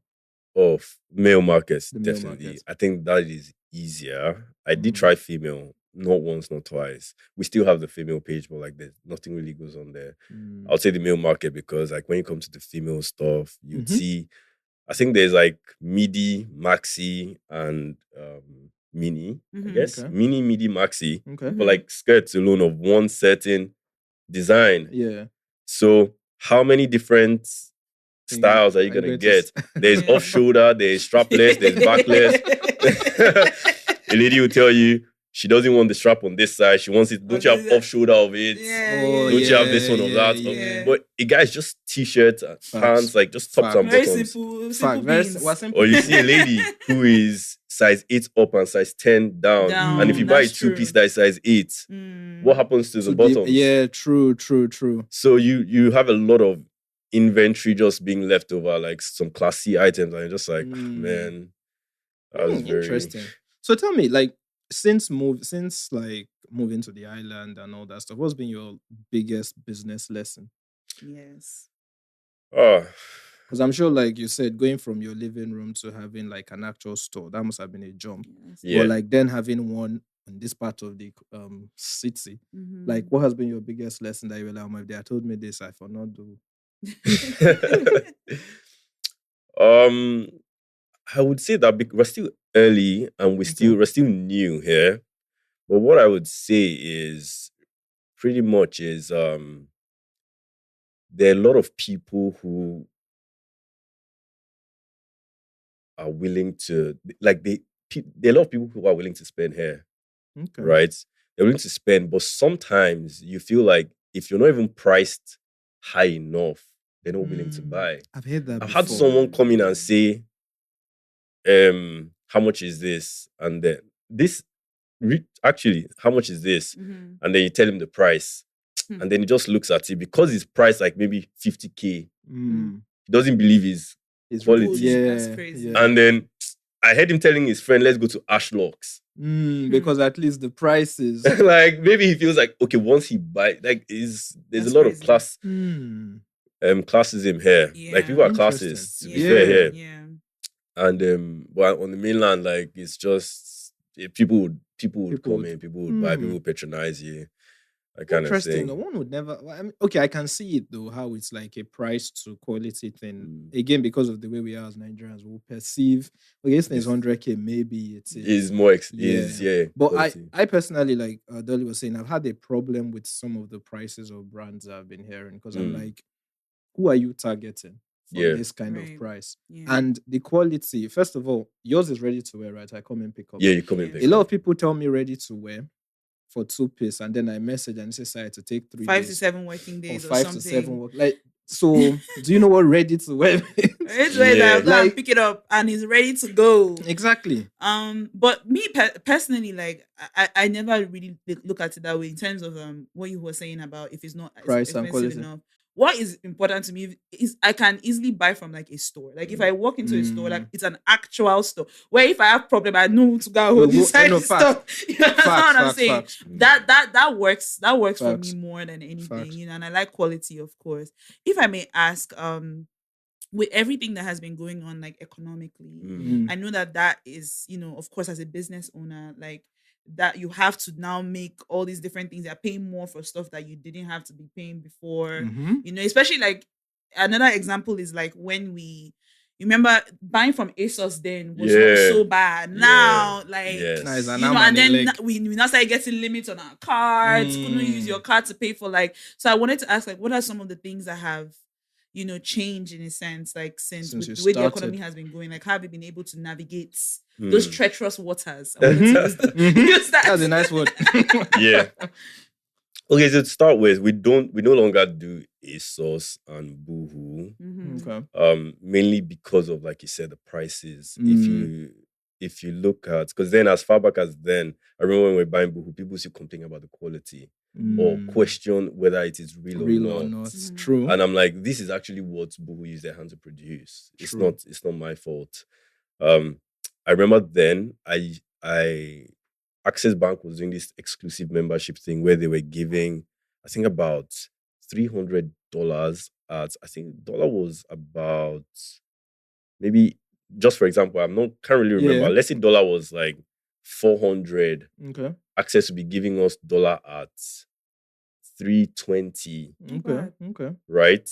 And you could have as much as $5,000 to use every month. Wow. Yeah.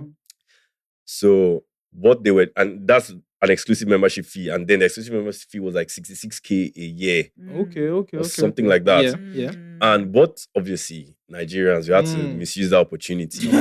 Normal. What we did was we started, not we, but then Nigerians. They're round tripping. So they would send their card to someone abroad, and that person is going to be withdrawing money at 320. Facts. Right. And be selling it at black market. Normal. Or selling it at the 400, making 80 on it. So when you do that 5,000, what Access said, you know what? To me as a business person, it was helping me. Of course. Because I'm getting it cheaper, and people are buying from me saying, guy, how are you being able to sell it cheaper? True. When they don't know that I'm just you are taking advantage of what Access provided that a lot of people didn't know. Yeah. So Access said, you know what? We're gonna reduce it to $100 per day. Okay. Even as at that, people would go for 5 days in a every week. day they would just be $100. And after that, Access said, you know what? $100 a month. Yeah. So until they just stopped it entirely. When I was at uni, there were some people on scholarship from, I think it was one arm of NMPC or so. So they used to get their stuff in pounds, right? Straight from CBN and all that. And they used to do the same thing. It used to piss me off. They all thought they were so smart. It's like, oh yeah, we'll collect it at official rate and we'll sell. I'm like, what is the difference between what you guys are doing and what everybody is doing? Bro? To be honest, everybody is smart in this country. It's all business. Everything's a hustle now. Yeah, actually, everybody has to make their bread. But yeah. Okay, so yeah. Yeah, so right now we actually produce our items. We do it in Turkey. Sometimes we do China, looking at India. Wait, you produce it? Yeah. That is not something to say casually, man. That is so you travel like from time to time? I do have manufacturers here in those countries, Turkey, China, and the rest. So what we do is we send designs and whatever. We have the design sizes, all of that stuff. We send it to them. Actually, when I started producing, I tried Nigeria. And I learned a big lesson because you have your tailors, Chukwudi and the rest, where you give them something, right? A customer needs this item this day. And Nigerian tailors would, or even not even the tailors, the printing, who prints for you. you buy this material today and say, okay, you know what, go and produce 100 pieces. You receive 100 pieces, you realize that 30 pieces are the same material, 70 pieces, different material. Like, why did you Facts. do this? Right. And then he's like, oh God, this one I saw is the same thing. They are similar. Yes. I went there. Yes. The yard, they don't finish. Like, Just and you're just bad, like, just bad. I know exactly what you mean. And you've already, Yeah. if you start asking the guy to take everything back and give you all your money, You won't. he won't. Facts. So you have to take it and start explaining something Right. to your customers, and you Right. lose a Not lot of cool. customers that way. Yes. So I said, you know what? No. I will not learn this my lesson the hard way. Yeah, Facts. yeah. Did you try Abba? Because I hear good things about their manufacturing. I do have a friend who's starting a similar business to be able to connect. It's kind of like Alibaba. He's trying to connect people in Aba, with manufacturers in Aba to people in Lagos. But then the problem with that is you realize that you're gonna be having to need middlemen and that's who can communicate well with. Because you see the people in Aba, they're not as learned as the Turkish, like as the people as us, the consumers or the people who want to start the business. Yeah. They don't know how to use their WhatsApp. They don't really. Yeah. So you need somebody in the middle. Yeah, you need a middleman. That middleman is going to be charging commission, and so when you look at all of that stuff, your cost just goes higher. It still goes higher. So and then you're still scared of that Nigerian factor of quality. Because I hear it. In terms of quality, the materials that are being imported is dictated by the market. If the market is not buying the expensive things, that's not what is going to be brought in. So people come and say, "Oh, Nigeria is full of fake and bad products, like low quality." That is what the market can afford. Do you understand? People will not walk naked because they want to wear cashmere. True. So what we do is that we actually just produce abroad. I said, you know what? They're importing there. We import them from whatever country. Let me produce it there. Let me know that if I'm getting the same piece all round in the same material, it's the same thing. That's no smart. difference. I'm not gonna have to undercut myself and dissatisfy my customer, that kind of thing. So we'll still do that, bring it in and look for the best price possible that people would be able to buy these items. Right. So I think that has been what we do currently. Or that is rather what we do still. Let's step sideways. I have a question. As a young guy, right? You're obviously less than 30, right? Yeah. So how do you manage your team? So very, very interesting, because some people walking and people who haven't seen me, they wouldn't think that I'm the owner. They'll be like, oh, who's the owner? Is the owner around? Why? Because even when I'm relating with them, they don't, you wouldn't even know. But that respect is still preserved. Do you understand what I mean? So you call them out when they need to be called out. And that's why it's always good to hire very good minds, right? During your interviews, you have a conversation, right? Because when you could get people comfortable enough, they would try and show themselves.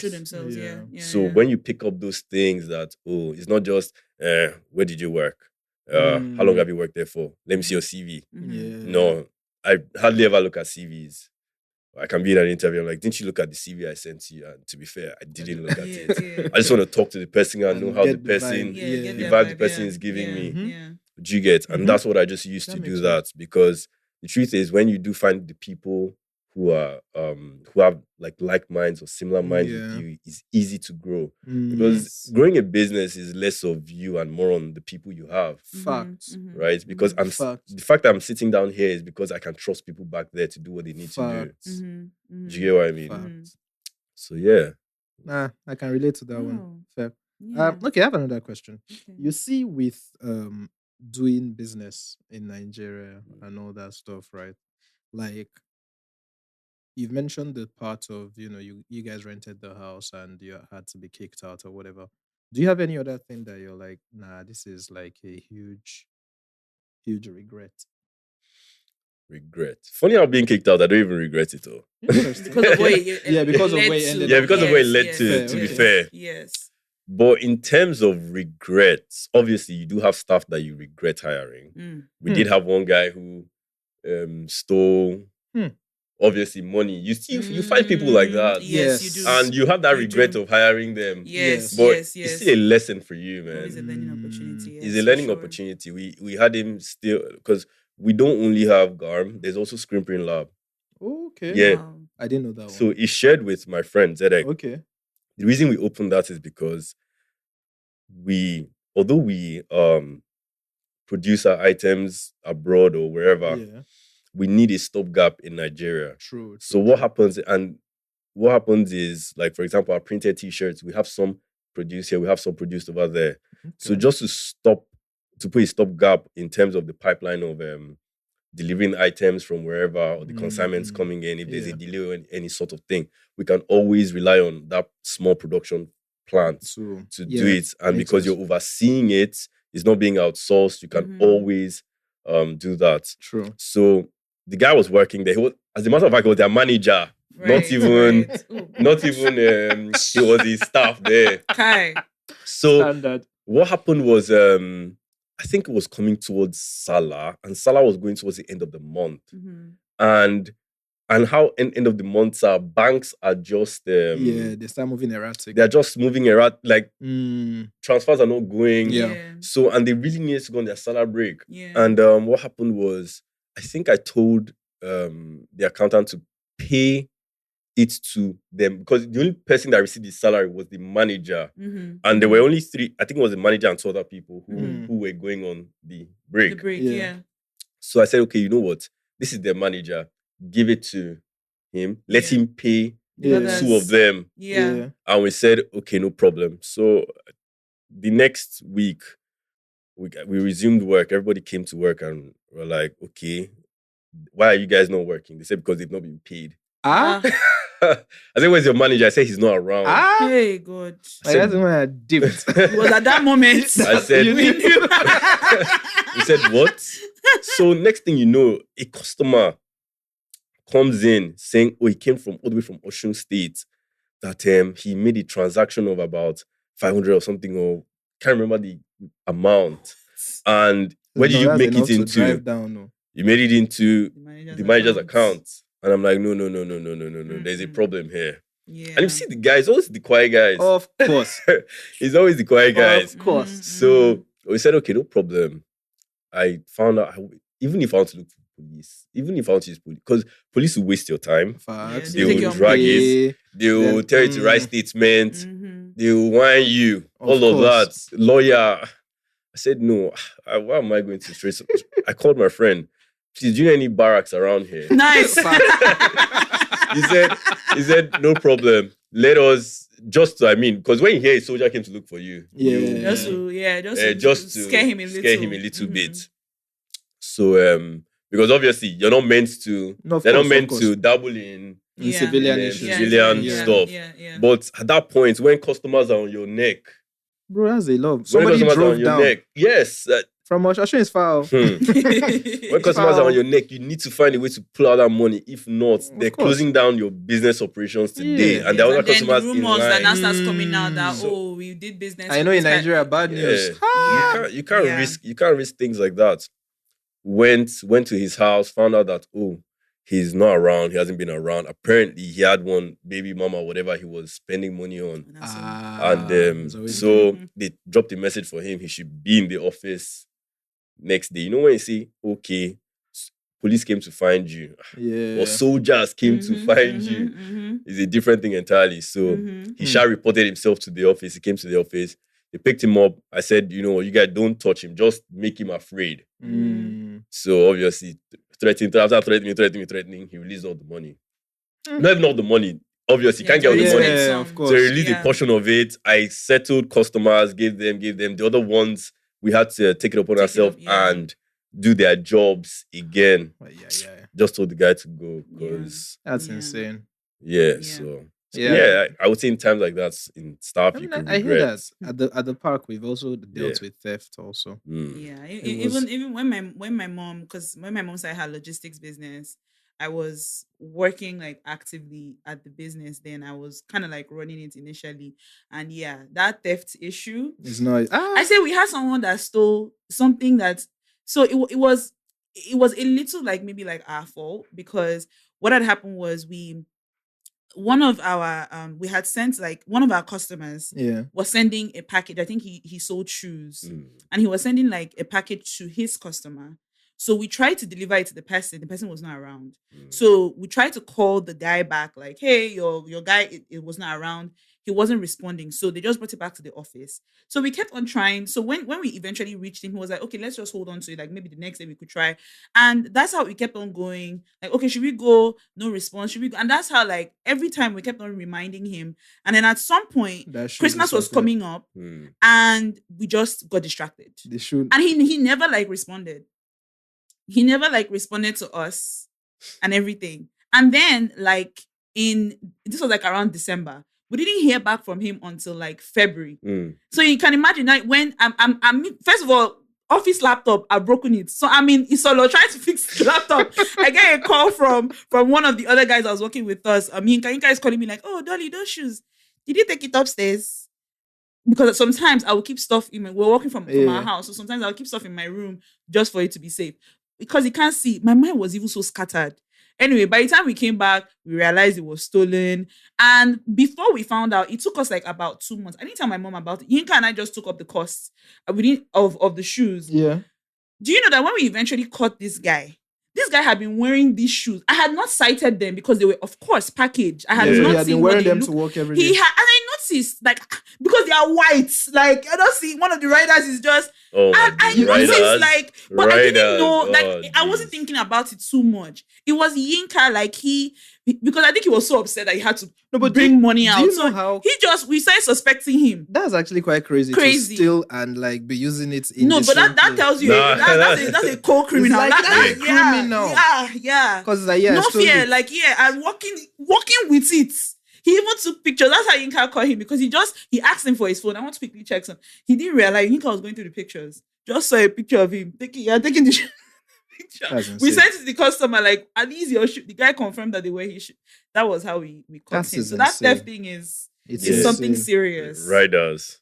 The thing about it, man. It's not easy. There was a rider we had that we gave him packages in the morning to go and deliver everything. This guy just went home. And that was it. And he just went home to pack his bike and went to sleep and turned off his phone. And I called him in the evening, and then he picked up later in the evening and he said, why didn't you deliver any of the package? He said he was tired. That's all. That was all. Like, That was all. I hate their nonchalance. So you know, and then it's crazy because you can almost not do anything about it except to just fire them. Yeah. And even before you fire them, you have to now make sure that you get your stuff back. Get your stuff back. You have to get the bike back. You have to get another replacement rider. You have to contact all the customers, and they don't know the gravity of things on ground. Yeah. They don't. They really do and not. It's something that he could have said earlier. It's And I mean, like, tiredness is not good. Exactly. You could have at least said that maybe you're not feeling I'm fine. tired. Let me take today off. But we just get one. He just packed the bike in his house and he slept. I have like 2 more questions, right? So where you are now with the brand, first of all, is amazing. So congratulations. Shout out to you. Like, thing. I think the thing that really makes me happy is seeing you going from you doing your videos to now there are people in the videos, and now I see like influencers organically working, and then the Lekki store. It's actually amazing to see. Where are you going with the brand? That was your vision. So right now we're trying to target Africa, but to deviate a bit, we're also in the US. Nice. Yeah, so we're in the US because from Ajawa State to the US. That's amazing. From Ajawa State to we're also in the US. US. We have I have a partner in the US who I work with. So in terms of dropping, I think we do have some items that are dropping soon. So people in the US are listening. You guys can check it out as well. Oh, nice. There are a few of them. That's great. That's so nice. Amazing. Congrats on that one. Yeah, thank you. Okay, so before I ask my final were you question. done? Oh no. Okay, sorry. Yeah, so Africa, we're trying to look at Africa as well. Just to grow, because we also want to position ourselves for Nigerians as quite an affordable brand, but with quality. right? A brand where you come and buy stuff from, quality items from. Yeah. Do you get? So, but with the dollar rate, there is only so much we can do. We're looking at doing things like buy now, pay later.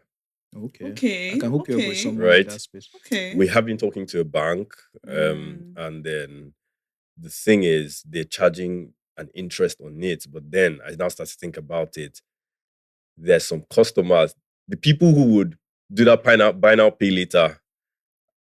Some of them would just abscond and they wouldn't even want to pay. Like every day there is OP calling one setting number, money point calling one, your balance, your credit balance is due, pay. Right. So we don't want to have to now go back because then they'll still come back to us. Right? They'll still come back to us and it's just be a stain on our name. So we now look around it like, what exactly is the problem? Are Nigerians the problem themselves, or is it the system or the economy? Like, what is the problem? The BNPL, I have a guy that is doing it, friend of mine, so I'll hook you guys up. His company does BNPL, buy now, pay later. Yeah. So they add it as a paid checkout option. Yeah. So it will just be plug and play for you guys. So we're looking at that to help people ease the 95 guys, just ease their wallets a bit. Okay, that makes sense. That's good. That that shows me that like you care about your customers. Because when you care about your customers, like there are things that you even think about how to make things easier for them, how to sell to them, and I think that's important. You can always tell when a business cares about the consumers, people that when they can. That's really, really good. I admire that. Because customer service is a thing for me. Ask Isaac, like it's a big, buy customer big service, deal. and not just even when I hear about someone else doing it, like I don't know why it boils my blood because I just don't understand how you can treat people poorly. You understand what I'm saying? Especially when they are going to pay you. Right. Yes. Yeah, like it makes sense. Right. Oh my god. So yeah. Okay. Do you want to say something? I have a pitch. Okay. So, what do you think about this? Hear me out. Oh God, he's putting you on the spot. Yeah, I'm putting you on the spot, Okay. right? So, we are on video, right? We have a live show coming. So, here's the plan. We have a producer. He's not here right now, but Lou is fantastic with the camera, that man there. So, what will happen is, every week, when I come in, I would wear your brand. And before I start the episode, we do a short, which would be, what are you wearing this week? Like, shirt from, jeans from, shoes from, this is the price. And then that's going to be a short that goes out every week because you style me every week. And then the YouTube as well. So just like this, midway through the episode on YouTube, would have sent them the pictures and the prices. So on the YouTube channel, to just pop up like, oh, this week Isaac is wearing this, and this from Garm's, link in the bio. Yeah. And that's one part. The second part, anybody that comes from the podcast, we give them like a small discount. What do you think about my pitch? You're on camera.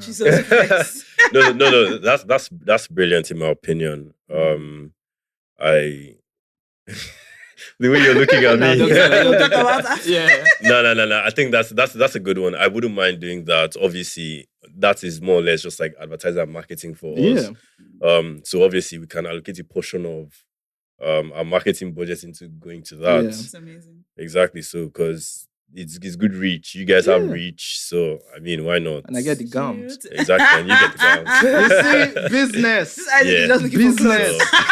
So, Actually, what happened was, let me be honest, I was looking through my wardrobe and I was like, fuck, I'm on camera. How many more shirts? Like, how many more shirts do I have? I actually feel you. Yeah. So that I was like, you know what? Let me try my luck. So we'll talk about that. I'm down for that. Fantastic. All right. I have the last thing I wanted to ask you. First of all, before I ask this last question, how does your dad feel now about your business? I think he's like my number one fan right now. Like he's always there. He's always telling almost every single person about it. Like he wouldn't, even the day of our launch, because we had a launch party. People who came, thank you. People who didn't come, you guys missed out on free cocktails because we had free cocktails, free food, free everything. Please invite me next time. Next batch. So obviously he was there and he was like, so you guys have this many customers and like seeing so many people coming in to support. Like it's overwhelming. It was a good day. It was a good day. Although it came with a lot of downside because what we did was we had going into that place. When I got that place, I said, Lekki. I'm not hearing generator. Facts. Now, wow, these are inverter everywhere. Hmm. You're not hearing sound of gen, like Right, Milan, right. you're just Yes, hearing. yes, You know that everywhere. everybody's they're all in it together. So I said, light is good. Band A, how much are they paying? 200 and what? Mainland, 60 something naira per unit. Yeah. Do you get? So I said, no. There's something wrong here. I have to do inverter too. So we did like solar panels Nice. everywhere. It's not cheap. Solar panels everywhere. It's not cheap. Did a proper with obvious aside with also lights, because Yeah. like if you're on band A, we have lights at least 16 to 20 hours. Yeah. All the time I was on site, like before the launch, every time I was there was always lights. On the day of that launch, I came in the morning, I asked the security, how far is there light? He said there hasn't been light since yesterday. Wow. On the day of the launch, what's wrong? NEPA, they're doing I can't remember what they were doing, but they were working on the lights. Yeah. We didn't have light that whole day. The inverter was on. The store started getting packed. People were trooping in.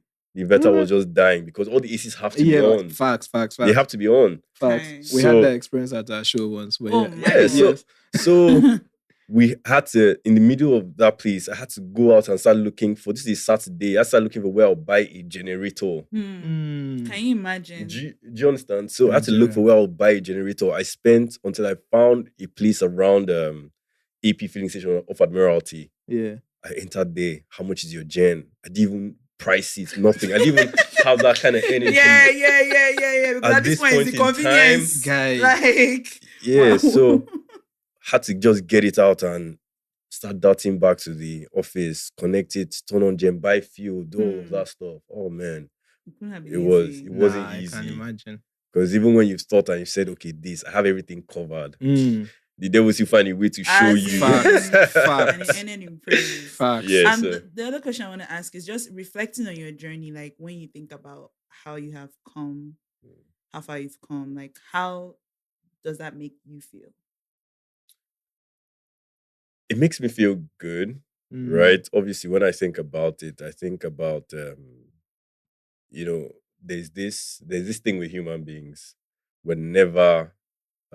We don't take time to reflect, right? We always think about our troubles for today, and we don't remember that our troubles for yesterday we once had troubles of yesterday that were sorted. Yes. True. So, the second we can realize that, it goes a very long way for us.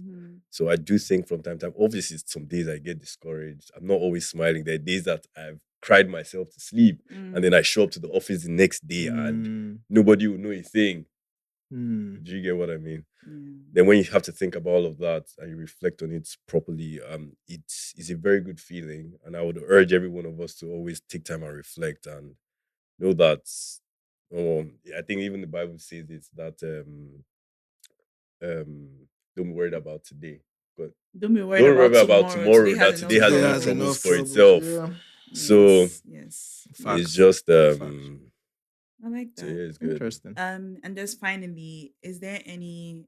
I'm sure there are a lot of aspiring business owners out there. Yeah, that was my question. There are some who are probably nervous to start something, especially because of how the economy is. How the country is. How the world is.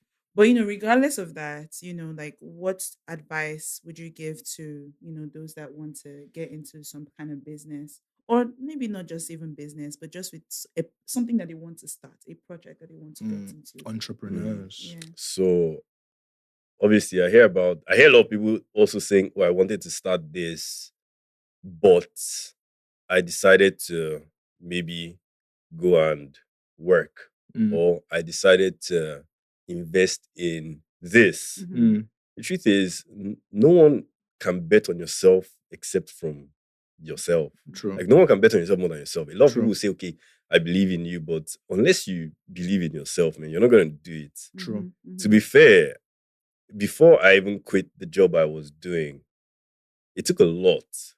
I've worked in a corporate setting all my life, like interning at different places. To sit down and realize that this is what I want and can I do it? I don't know. You have to jump. If I'm willing, am I willing to? Because the truth is, it's just you're willing to risk everything you have for the possibility, not guarantee, Facts. of making it. Facts. Do you understand what I mean? Yes. So you just have to go at it, man. Be consistent. Be prayerful, I would say, because being prayerful is very important. If you're not a Christian, that's fine, but still, there are billionaires who are Christians and who are not Christians, rather, and they'll play on that consistency. You're being consistent, you're being disciplined, you're being you're the power of meditation, the power of imagination. If you can see it, then you can most likely do it. Yeah. True. Yeah. Do you get? So I feel like you guys should just be consistent, pick yourself up, get people around you who you know. You just need to find one person that believes in you. True. Right? True. Or believe in yourself as well. True. So thank you for that. Sorry, what made me smile was because there is like a series of clips of Lady Gaga. There is one thing that she's always saying when she says, you can be in a room and 99 people will not believe in your content. No, but it's true. But She says it all the time. It's just so funny because when they put it together, it's not funny. But it's true. Yeah, It's absolutely true. Yes. Because when you're discouraged and you go and meet that person, that person will tell you, no, I know you can do this. Yes. We often forget about our strengths in our weaknesses. Yes. That's true. That's true. So we just have to, find that person who's just gonna sit you down and talk sense into you, and you get motivated and you go out and you do it again. And when you fail, you come back to that person again. Yes. Be it your mom, be it your dad, be it your best friend, be it anything, anyone, actually. I love that. Yeah. I love that. Final question from me. If you could do it all over again, would you? Yes, I think I would, yeah. That means you're in a good place. Not necessarily. No, but at least a good enough place, right? Well, so I wouldn't say, obviously, yes, I thank God for the position that... No, I don't even mean financially. I mean like mental health-wise. Oh, mental health-wise. Yeah, like... still same thing. Okay. Same thing, because yes, I would do it all over again, because I look at everything I've learned, that learning curve, like you do learn a lot when you start doing things on your own. I was talking with someone who is a brand strategist, and I showed him, he was showing me some pitch decks that he's doing for other people, and he showed me, I showed him our website, and he said, who did this website? I said, I was the one who did it.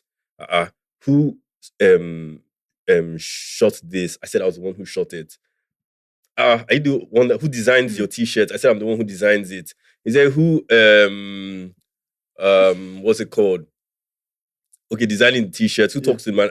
I talked. So the thing is, you'll be surprised a lot of things you know. And you get to learn. Who does your market? Who sets your ads? Obviously, I had to teach these guys. Like, I didn't have that much money to go and start paying the best of the best of the best. As time goes on, I start to delegate, yes. But at the point in time, you have to do everything on your own. True. And you'll be surprised what you can learn. And even when you believe that you don't know it, when you start talking about it, you realize how much you know. So this is why I love talking to young entrepreneurs. Yes, you guys have it.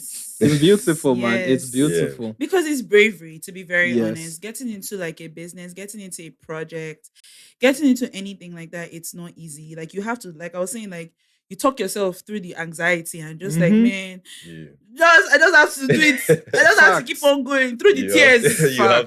Through the fear. You just keep going. And that's what you have to do, because like we said earlier, like time is going by so fast. You don't want to get to one place and say, I could have started that business. I could have done that, Had I known. The worst. The worst. Thank you so much. But thank you so much. So since we're on camera now, ladies and gentlemen, Jidechukwu. Thank you so much. This was really, really good. Garm. Thank you so much. So if by now you still don't know his face, I don't know where you've been on Instagram, really. Please give them all the Instagram pages. Let them go and sorry if you guys see I ads a lot, Sha. I know every time I go out, everywhere I am, they say, I know you. You look familiar. Where have you? Like, even if they went to my school and I'm just so, I just say, Instagram, and they're like, yeah, I think so. Yes. I think so. Yeah, it looks very familiar. You look too familiar. I know you burn money on ads, because once I see one, the rest of the day I'm seeing the different ones. That's the truth. You have to. Facts. You have to, in order to make money, you have to spend money. Yes, Facts. You have to be in front of Yeah, yes, everyone. so- Facts. Okay, so give us all the all ones. the Instagrams. Yeah, we have Garm.island, we have Garm.fitness, we have Garm.formal, we have Garm.woman, we have Garm Island USA. Oof. We have our website, GarmIsland.com, GarmIslandUSA.com, Ooh. Screenprint Lab. The Screenprint Lab as well. So yeah, we have that as well. So, That's yeah. lit. That's lit. That's it. So Thank you so guys much. check Thank you them guys out. so much. Anywhere you guys want, you can Our check that walk-in out. store again is also off Admiralty, Yes. Route 12, 28B Onike Park on this street, Okay. Lekki Phase 1. Then our mainland store is 7B Unuka Sadebe Street, Ajawa Estate. Nice. Yeah. Thank Love you. it. Love it. Okay. Yeah. All right. Sorry. That's it. Yeah. Before we get to song recommendations, Mhm. thank you so much. I wanted to share something really, really, really quick. Okay. It doesn't have anything to do with business, but let me Okay. just be quick with this. Okay. All right. All right. So really quick, I thought this was important to share. I saw this quote from the show Community that I watch. Mhm. And just a little bit of context. There was a woman, Breda, who is involved with someone who is toxic for her, and she's struggling, wanting Wait, to. Hold on. Slow down. I'm trying to do fast now. Slow See, down. that one was 10 seconds just now. Anyway, she's trying to get with this ex who is treating her horribly. Okay. The moment that he says something nice in quote, she doesn't want him anymore. Is when he's wicked. to her. What do women And want? so at one point, You guys should watch women- Phantom No, Thread. sorry, what was? You guys should watch Phantom Thread. There's something Something similar like that. yeah. So anyway, when she finds out, because she thinks it's him that sent that message, but it's not him. But when she finds out he's not him, now she all of a sudden wants to go back. And Jeff she's saying, I want to get to him, I want to go to him. And Jeff says, no, this is one of the characters, says, none of us have to go to anyone. Okay. And the idea we do is a mental illness we contracted from breath mint commercials and Sandra Bullock. Facts. We can't keep going to each other until we learn to go to ourselves. Stop making our hatred of ourselves someone else's job, and let's just stop hating ourselves. Facts. So I thought that I don't know. I thought that was really profound, because it's true. Like, you want somebody else, you're enjoying the hatred of somebody else, but the truth is that you don't like yourself, Yeah. and you want somebody else to hate you so that maybe you can feel that. better about Yeah. not. But yeah. it doesn't help, and so it's just important that we try to stop hating ourselves. I just wanted Facts, to I put hear out that. there. I Mhm. hear that. That's So yeah, before song recommendations, guys. So tickets for our show will Oh, be yes. out today. Today, By the although time I you're want us to listening- put it to our newsletter people first, maybe for a few hours. Okay, then do ahead, that. Okay, no yes. qualms. But yeah, by the time you guys are listening to this, it will should be have them. out. And if we're lucky, I'll be wearing Garm on the day. I'm trying on the spot again. But yeah, it's Yeah, surely. yeah. So December there's 1st. that December 1st. You can get your Mhm. tickets between now and then. Mhm. And like I told you before, we always do song recommendations before we go. Yeah. Are you listening to Yes. anything that you think our people should be listening to? I would Put say my the last song I listened to was Labia and Rose. Okay, Like, jam. Leon Rose. By which? I know Neil that there are many covers. Armstrong. Okay. Liz Armstrong. Okay. Mhm. Okay. Liz okay. Armstrong, yeah. Okay. That one is good. Mhm. There's also My Way, Frank Sinatra. Okay. Oh, you look like a at lot it. of old Okay, ones. all right. Yeah, actually. Okay, yeah. all right, Okay, businessman. Okay. I think there's also At Last, Etta James. At Yeah, last. yeah, so yeah, I think I you like guys that should you have listen all to these, that. like, it's like Yeah, an actually. old soul type of Yeah. thing. Yeah, That's good vibes. cool. Mm. Okay. All right, my song recommendations: Game Over by Dave, Okay. Port Antonio by J. Cole, Okay. right? And last one would be sorry, Isaac, what did I recommend last week? Sorry, remind me. Say yeah, hold on to me. Okay, CK and Love is a Losing Game. Okay, so my final one is Go Crazy, Chris Brown and Young Thug. Mm, Young okay. Thug is out though. Mm. Oh, yeah. They said everybody should come together. Young Thug is out though, but 15 years probation. That Yes. nigga has to be on the straight and narrow. Like, He's you can't- American, he's going back. No, I pray. I hope Watch. not. I hope Is he not not. Young I Thug? hope not. I hope not. He can Watch. change his life around. He I can doubt. move out. They said he can do like Chief Keef. I doubt it. Move out and change his Anywho's, circle. Mine is Bex Blue, 100 Months. And Barren. He loves it. That's a jam, right? See, he knows. You know? That's a jam. And Barrington Levy, Murderer. Du-du-du-du-du. Okay. You guys don't know that song? I don't know That's that. a I jam. think I'll check it Anyway, out. Right. It's reggae. So I've been in my reggae bag of late. It helps with my blood pressure. And yes, guys, subscribe on YouTube, follow everywhere you listen. Thank you so much. Yes. You've been a great guest. Yes, Thank you so it's much. been I'm so so happy nice that we having did you. this. And Thank you. thank you so much, Lewis and And Drewski. Our Thank you. Louis was giving his own